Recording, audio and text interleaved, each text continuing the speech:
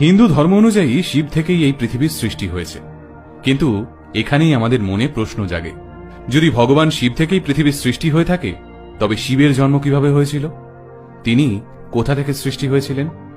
ভগবান শিবের পিতা আসলে কে? চলুন আজকের ভিডিওতে আমরা হিন্দু ধর্মের সবচেয়ে প্রাচীন রহস্যটির সমাধান করার চেষ্টা করি। ভগবান শিব যদি পৃথিবীর সৃষ্টিকর্তা হন, তাহলে শিবের সৃষ্টিকর্তা কে? এই প্রশ্নের উত্তর লুকিয়ে রয়েছে শিব পুরাণ বইটিতে। এই শিব পুরাণ অনুযায়ী একবার এক ঋষি ভগবান শিবকে সরাসরি প্রশ্ন করে বসেন, হে দেবাদিদেব মহাদেব, আপনার পিতা কে? এতে ভগবান শিব একটুও রুষ্ট না হয়ে উত্তর দেন, আমার পিতার নাম ভগবান ব্রহ্মা। তখন সেই ঋষি বলেন, তাহলে ভগবান ব্রহ্মার পিতাকে? শিব উত্তর দেন, ভগবান ব্রহ্মার পিতা হলেন ভগবান বিষ্ণু। এরপর সেই ঋষি আরো কৌতূহলী হয়ে জানতে চান, তাহলে ভগবান বিষ্ণুর পিতাকে? এই প্রশ্নের উত্তরে ভগবান শিব মৃদু হেসে উত্তর দেন, ভগবান বিষ্ণুর পিতা আমি নিজেই। এই উত্তর পেয়ে ঘাবড়ে যান ওই ঋষি।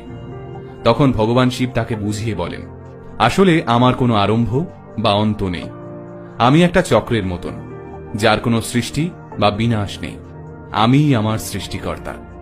বিজ্ঞানের বিগ ব্যাং থিওরি অনুযায়ী এই বিশ্ব ব্রহ্মাণ্ডের জন্ম হয় এক বিরাট বিস্ফোরণ থেকে। কিন্তু এই বিস্ফোরণের আগে কি ছিল?